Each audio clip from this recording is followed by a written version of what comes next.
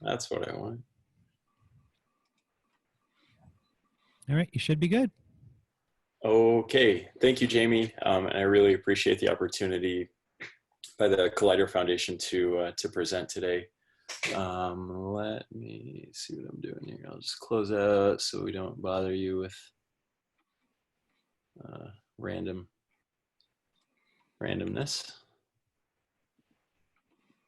Okay, there. So howdy, my name is Ahmed. I lived in Rochester. We'll talk about that. Lived in Rochester for quite some time. Currently in Northwest Iowa, but I live in Santa Clara, California now for the past 5 months or so. And I am a UX program manager at Google on the ads platform team.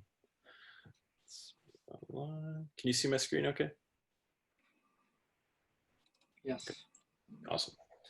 So I was invited here to discuss building out an end user profile and really discovering and identifying the core user and their demographics and how that might play into building out a product or service, really a part of becoming a part of your business concept or idea.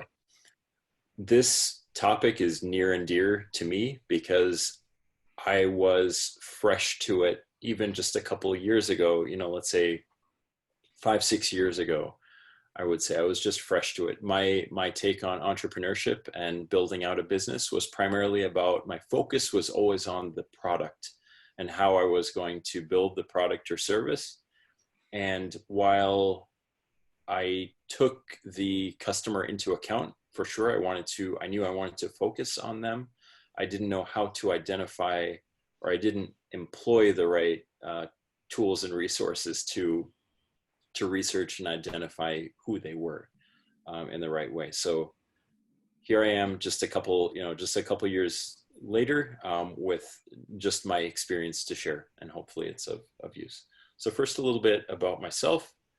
Do we know which country this is based on its shape and outline? I know, but I'm not going to answer. Anyone else? Anyone except Jamie?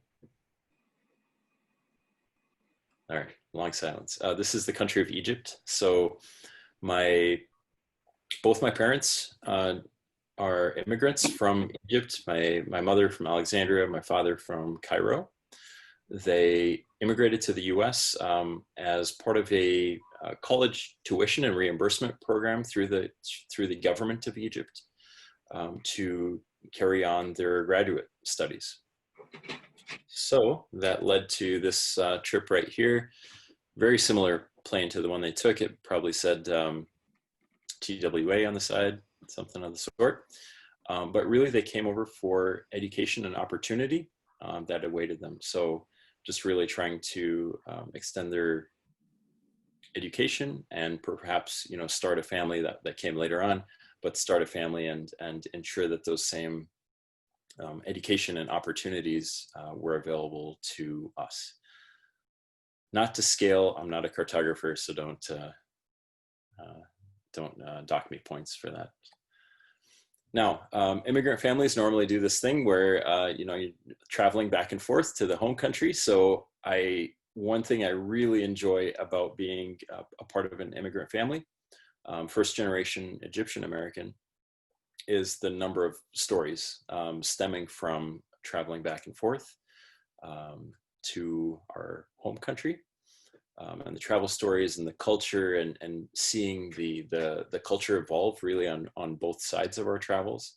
That really plays, I wouldn't show this slide if it wasn't a part of my story and a part of how I interact and see the world.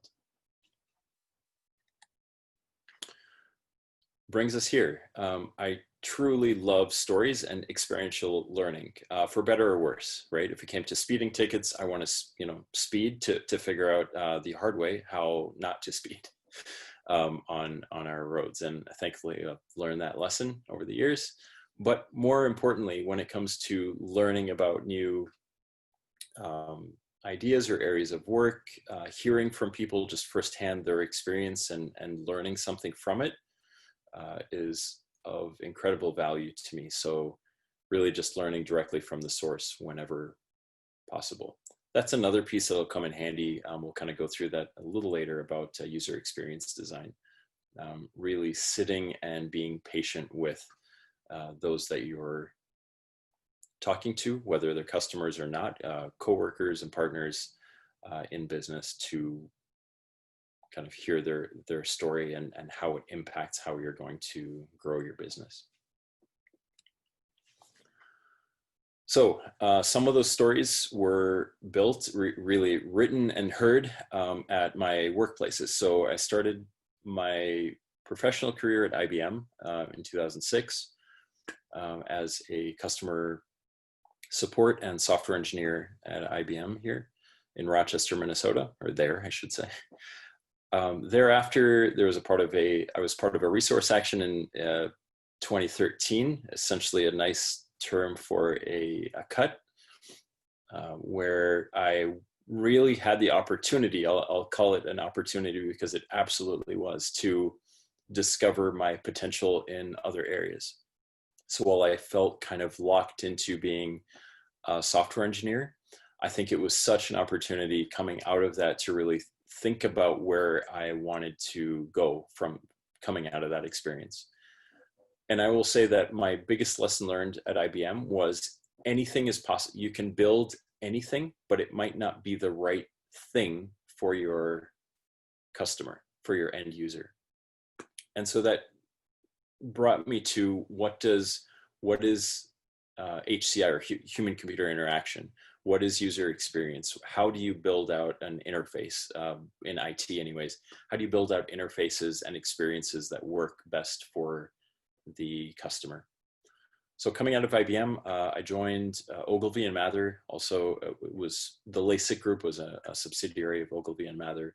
So essentially an ad agency, a digital ad agency in Minneapolis that specialized in loyalty advertising experiences. So anytime you think about a points program with your favorite hotel chain or airline, perhaps with a mileage program, that's what they're talking about. So how you get the emails, how it entices you maybe to earn more points or to spend that extra dollar to get, another 10 points on your account, and then how you spend those points was all a part of that. Incredible work. I don't care what area of work you may be into. If you have a chance to dig into the field of advertising, it's really where the customer is, and a lot of times it's not just to exploit the customer, but to really learn the psychology behind how they interact with your products and services, and how you might be enticed to make your next purchase there, with the slew of options that you may have with competing services and products. So I liked that experience so much. I went on to a smaller ad agency called Shinebox in Minneapolis as well, Shinebox Creative. So I got to try out, instead of the loyalty programs, kind of dug into healthcare a little bit more. So one of my biggest projects there was with health partners. So figuring out how nurses and practitioners and some data entry specialists interacted with software, and how they entered data for patients. Also worked for Area 10 Labs, then called Archinoetics, kind of folded into Area 10 Labs. Very neat experience in developing a product for a human user. So kind of a wristband and activity tracker.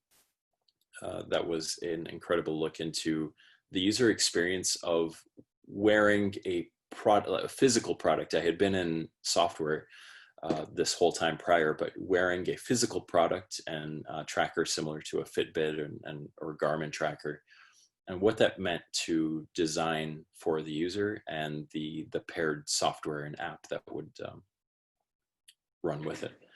CoreLogic is a company based out in California, primarily works in data analytics behind real estate. So then the user in that case, and that's where we'll dig in today, the user in that case are leasing agents, are individuals and family members that are applying to rent a home or purchase a home.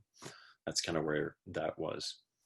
I list Best Buy and University of Nebraska because every every job has a place in how you view the world, right? So I did some web projects for University of Nebraska, building out online classroom experiences.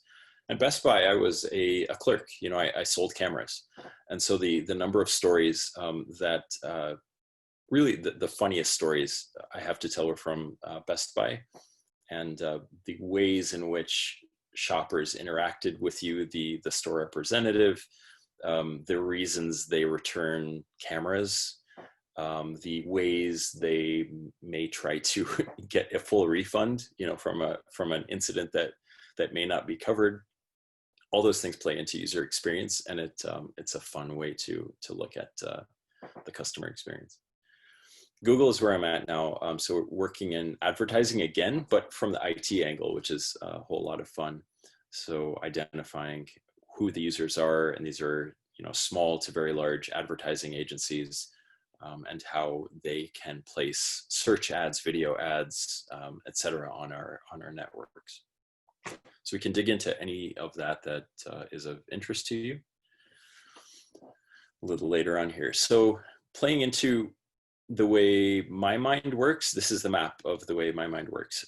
Experiential learning is definitely the way it works, which is exhausting for my wife, for example, to take on, because it's so much this diverge and converge. You know, I want to learn everything or get a tidbit of everything, and then come to a point of inception on, oh, that's how it works. Now I can plan the next step.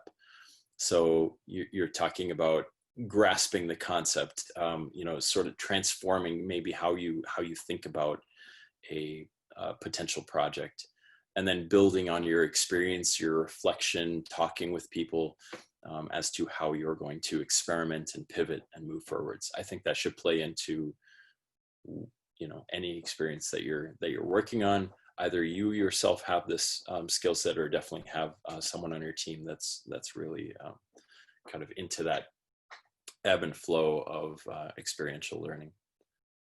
So this is directly from your packet from this week. I like it. It's a one-eyed pirate, perhaps, so playing into the stereotype. But I can generally see them and describe them to you, but they are not completely in clear focus yet.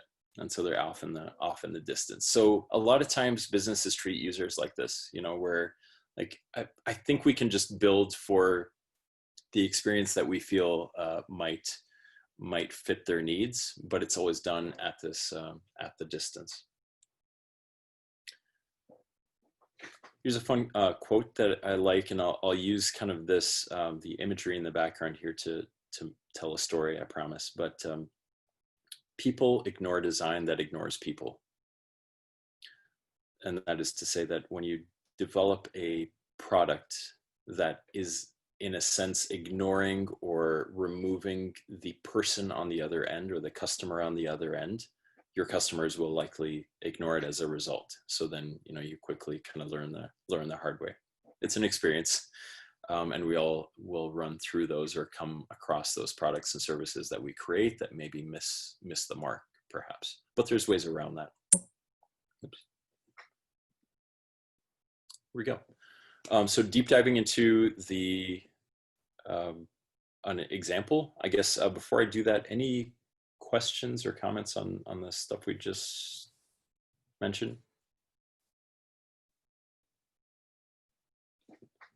I don't have a view on the Zoom screen, so you'll have to shout out. So one of the experiences that I like to share, because I can share it versus other projects where I can't, is a rental application project that I did for CoreLogic a couple of years ago. So I was a designer on this team, where essentially the idea was, you know, CoreLogic owns a lot of the data and the analytics behind leasing forms and the process, right? So everything around running background checks, credit checks, et cetera, and then giving a score to the customer, I guess, on how the customer, being, let's say, a property management company, for example, or a rental management company, as to the credit worthiness and the worthiness of the end user being able to lease or rent an apartment. So as a result, at that time, and really today for the most part, a lot of your forms to successfully rent an apartment are paper to this day.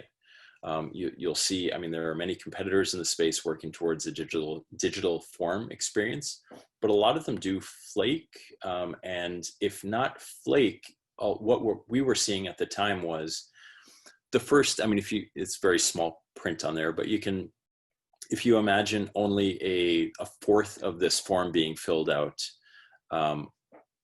in an online experience, and then the form was left unfinished, right? So on the database end of things, you would see all these forms that were started, but not finished or completed, therefore an unsuccessful leasing application. So the idea was, or the ask was this: why can't we start here, and then all we have to do is just take the paper form and translate it or transform it into an online form, word for word, field by field, and it's just that easy. Like, let's just create an online form that works for all Americans in this case. Why is that a bad idea? So what we learned through the process is the considerations that weren't being taken, and really this 10% successful completion of leasing forms was so many considerations were left out. So this was really my first kind of experience in UX, or user experience research.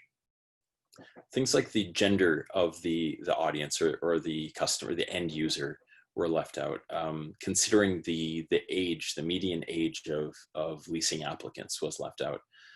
What's the income range or geographic locale, the motivations, the fears, influence, the routines, the distractions, et cetera, et cetera, et cetera, were not being considered. If you take a form field by field and translate it into an online experience without developing a distinction of what an in-person experience may look like versus that of an online experience or digital experience, where your customer is using, anything from a tablet, a laptop, or their phone to fill out this form, you will likely miss the mark because you've left the user out of the solution. I do want to stop here because I've been talking for a while, and see if this jogs any experiences or questions. I should probably go to grid view here to see you guys.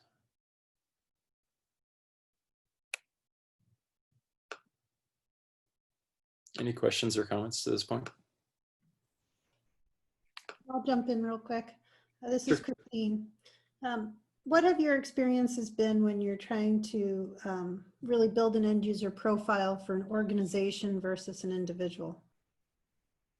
Sure. It is harder by all means, right? So if the end user in your case is an entire organization, then it's a lot more complex, and we'll dig into that a little bit, into what that looks like. But you do a lot more work because there's instead of just working with one person or identifying a profile for an individual, like his or her, age and profession and demographic, you are trying to do the same thing with an organization, or with government work, with an entire government or country, what it is like to work with them. So I would say the biggest complexity will be in really having access to the map, the mental model or mental map of the organization you're working with, whether it's a for-profit, nonprofit, et cetera, is kind of building out who are the key players, what are the decisions being made, what is the attitude and behavior of that organization, how do they normally interact with the products and services that are being sold to them, or partnered with. So we can kind of dig in there into any add-on questions or tag-along questions. But I would say it really becomes a matter of charting out what that organization is about and their goals, just like people, I guess, but the organization itself will have goals, behaviors, kind of ways that they interact with hurdles, I guess, that you may be able to glean through really UX research sessions. So usability sessions, listening sessions will be very important in those cases where you would meet with both individuals, but entire teams. You do a listening session with a team to get your scrape the top, I guess, the things you'll hear there, but the things you won't hear there are the things that maybe folks are afraid to say in a group setting. So that's why you would also mix in some individual user interviews as well to try to capture those things that they may not share in a group setting.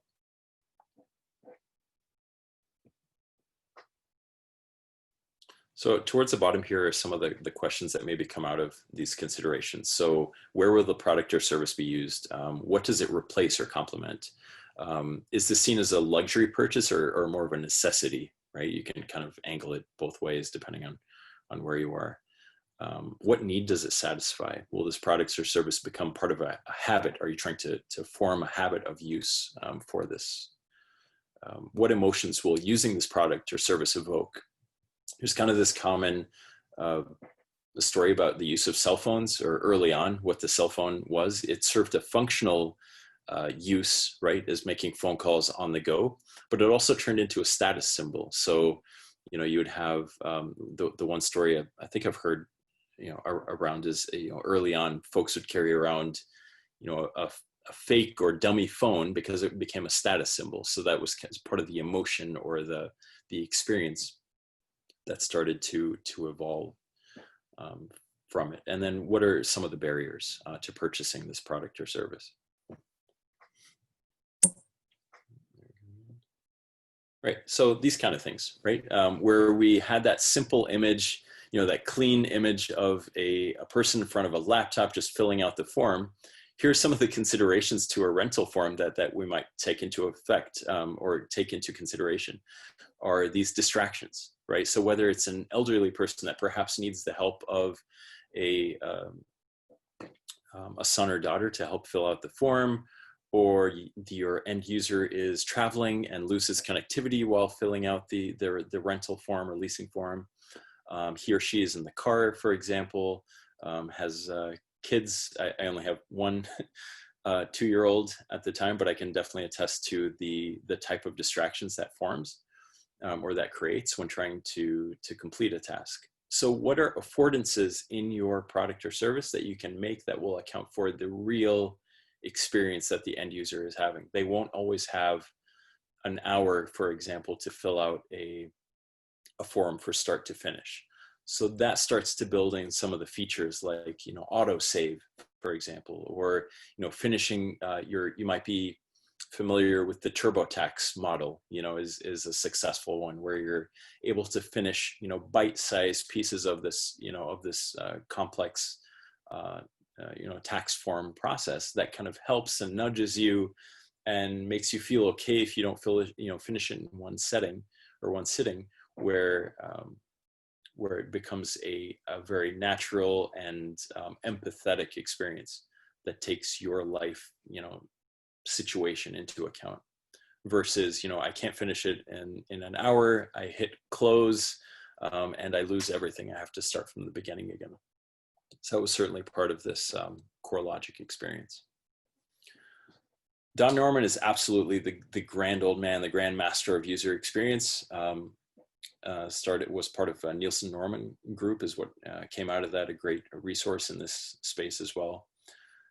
But he says, everything has a personality. Everything sends an emotional signal. Even where this was not the intention of the designer, the people who view the website or product or, replace anything with website there infers that personalities and experience emotions. So that's why we have this image here where we had the desert, the complete desert before, and this is these shots were taken in the Sinai Desert. Here you have an oasis, right? So off in the distance, you're like, oh, that's a beautiful area I'd like to visit, right? So that's why I love that shot there. So here is a tool you can use, right? So in the case of the leasing application or rental application, here's where you start to identify the user by guessing, right? So a simple 2x2 like this, where just write any name down, right? Like give the end user, personalize the experience, humanize the experience by giving your customer, your end user, a name. Maybe even sketch it out. If you're more artistic, sketch a person out. What are some of the behaviors that motivate them, right? So behaviors are the things that they are doing day to day, right? So let's say Jenny is just out of college, for example, new college grad looking to rent her first apartment. So some of the behaviors and interactions that create her lifestyle, right? Just has a new job, pretty busy with it, 40 to 50 hours a week. Maybe doesn't have, extra time beyond, working out, et cetera, et cetera, et cetera. The demographics. So now we're talking about, an individual maybe 20 to 25 years old is kind of who we're thinking as the primary user of this rental form, digital form experience.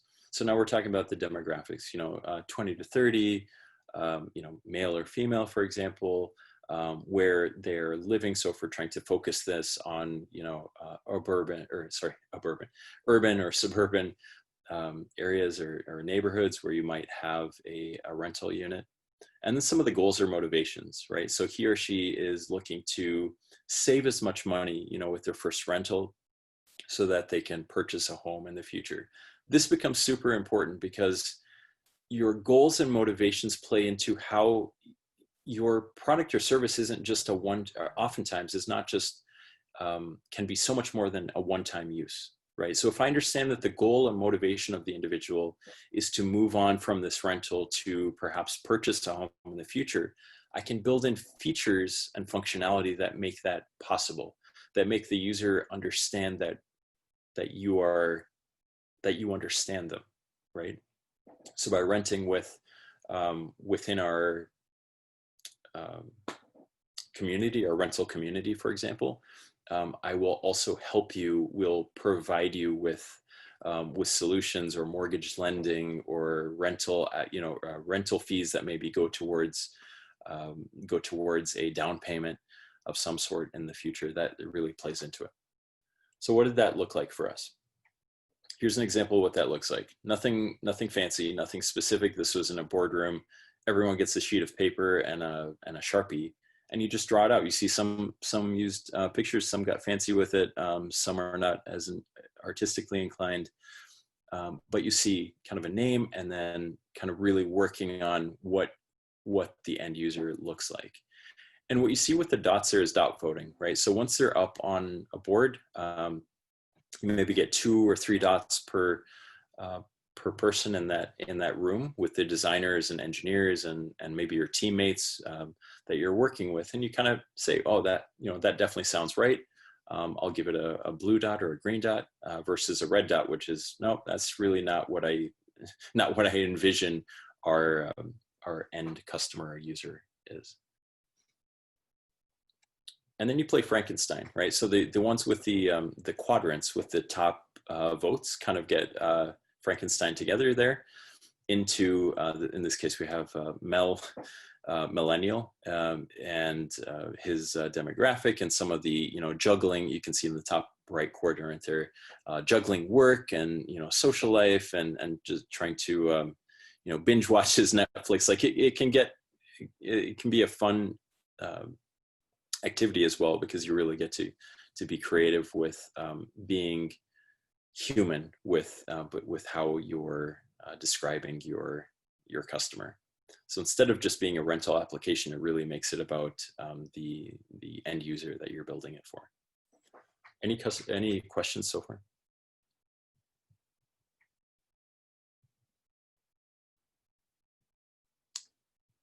All right. So now we've guessed, right? So what we just saw, that quadrant was kind of a guessing game. So this is kind of pulling it together. But, what often happens is people stop there, right? Like at guessing who the end user is. So we already know that this is the case. Like these are some of the sound bites that you might hear. Like we already know the customer, or, you know, Jared's brother so-and-so said this is a great idea, so that's what we're going with. Or I'm a leasing agent and I think our clients would love this or would like this. I tried this at my last job and it worked, et cetera, et cetera, et cetera, which is to say, like, let's just stop here. But have you really observed or listened to users that would either validate or invalidate the assumptions that you made during that last activity? And that's where you likely need to go next. So here's the 2 diamond approach. We call this discovery and framing, or discover and develop. That first diamond, which is kind of the diverge converge model, that first diamond is all about the user. It's not about developing the product whatsoever just yet. So your divergence is like, you start with a problem, like, you know, only 10% in our example, or from my experience, only 10% of online applicants were finishing their rental applications. That's your problem. Like we want to get that to, you know, 90%. We're going to want to see even 70% completion for a successful lease. So it's really all about learning about the user, making your assumptions early on. That quadrant was kind of early in this diamond, talking with as many users as possible.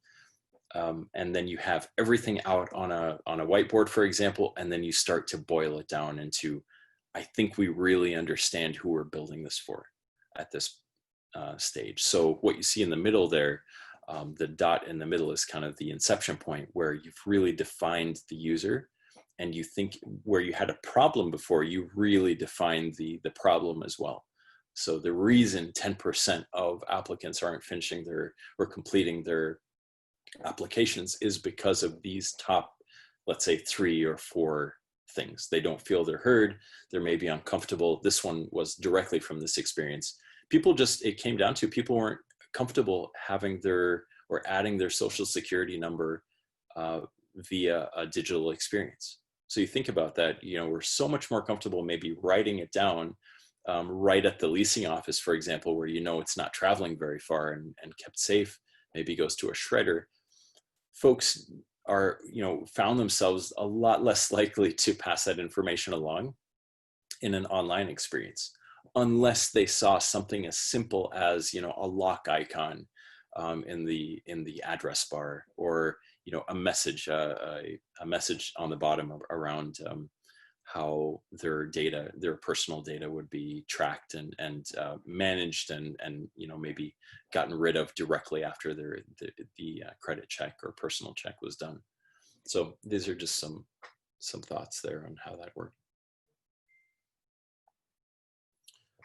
What that looked like in this case was writing it all out. So I truly mean this.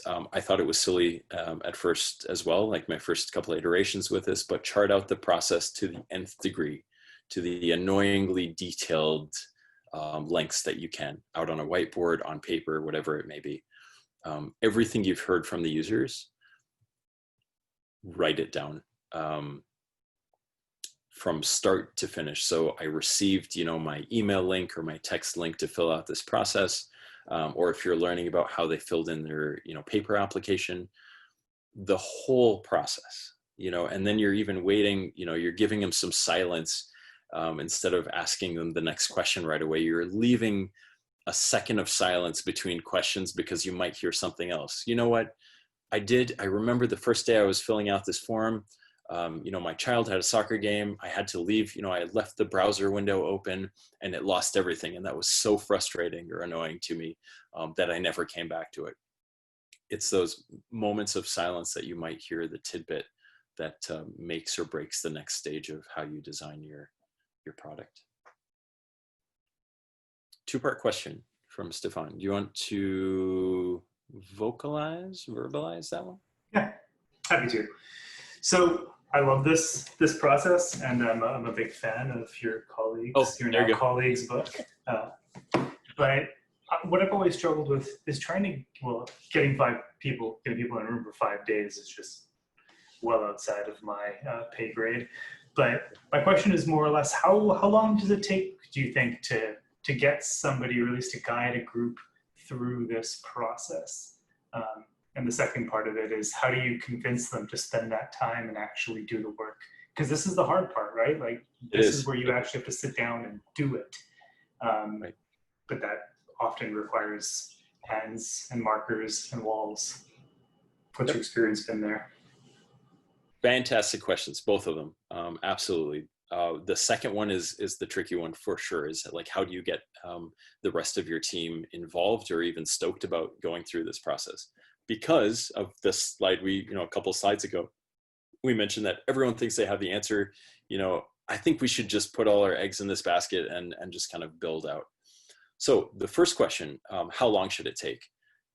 I don't think it should take a week, right? Because if you're actually going out recruiting or talking to prospective or current customers or users, I mean, it takes a week just to get them, in a room or in your office or whatnot to talk to them, right? So I think if I was to give it a range, give yourself 3 to 4 weeks, no matter what the size of the project. Like 3 to 4 weeks, and make it 4 to 6 for a larger project like this enterprise project. We gave it 4 weeks. It may be stretched due to that scheduling that we talked about. It may be stretched to 5 into 6 weeks, which is perfectly fine. That's why you kind of give it that buffer. So really, for in this case, for a 1.5, maybe a $2 million project, it is a bit of an ask to take the extra month and a half to finish this process out. But what you will find, again, part 2 of your question, is the pushback then, because time is money. A lot of cases, and unless even at a startup, right, where you may feel the pressure to put a product out in this lean and scrappy way, giving it that time or introducing someone to this process really will play to their benefit later on. So how you might get around that, or how you might incentivize this product, is perhaps running them through an afternoon version of it, right? So take something, a relatively, non-challenged issue like drive-throughs, right? So like the drive-through experience at Chick-fil-A or McDonald's, whatever it is. So you start talking about that, like what are some of the annoyances with it? You run them through the same process, identifying the problem, and just show them, like, towards the end, you will have identified perhaps a product or service that was not anything like maybe what they imagined it to be or envisioned it to be from the beginning of a session.